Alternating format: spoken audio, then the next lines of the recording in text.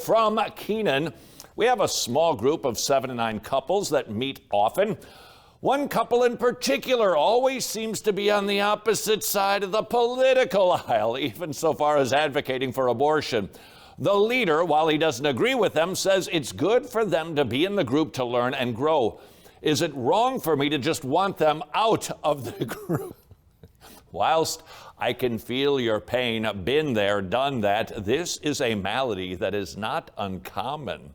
Perhaps you've been in this situation. You're leading something of a study group at church or not, and there's the constant dissenter. In this situation, it's always about the subject of politics.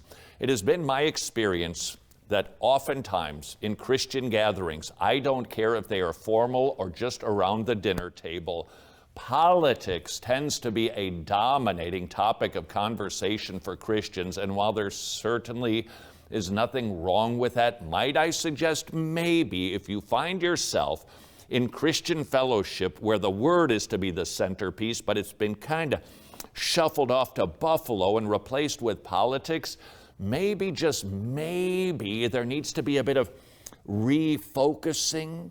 Having said that, the subject can come up, and the leader doesn't have to squash everything. Hold on, we're not talking about politics here. I'm just saying that if politics is the end-all, be-all in pretty much every single conversation when we get together as Christians, I think some moderation would be in order. But what do you do with that couple or person who tends to disagree on everything, political or theological? The answer to that question depends on whether or not they are being a troublemaker. I think it's as simple as that. You perhaps have seen both kinds. You've got somebody who trips into a Sunday school class who maybe is a new believer, or they're just checking things out, and they are just loaded with questions. It is just rapid fire, one after the other. Constant. Well, wait a second, who's Saul? Tell me, who's King Saul? They're constantly asking questions. That is a blessing, to be able to answer those questions and to disciple that individual.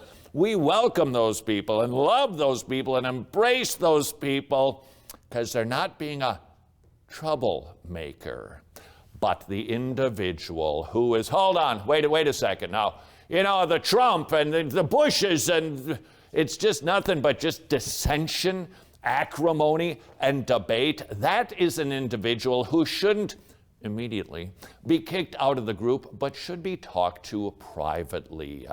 Hey, brother, seems that we've got some differences of opinion on this subject, and while we can go about discussing it, just need to let you know, this is where we stand on issues like marriage and abortion and sexuality, and so perhaps someday we will actually dedicate class time to these subjects. In the meantime, going to have to ask you to keep those opinions and dissensions out of the conversation because they're just getting a little bit too acrimonious, and we're not focusing on the main thing, which is Jesus. And as is always the case in these situations, I can't even tell you how many decades it's taken for me to learn this, and I still just, why am I talking to this person?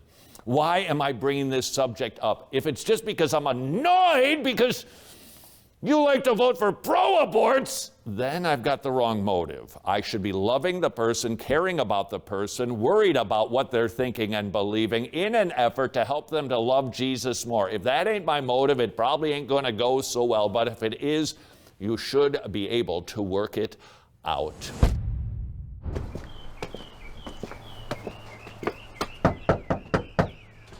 Pepperoni pizza for Pete, which in an odd way is a lot like the difference between imputation and expiation. Are you familiar with the difference, Pete?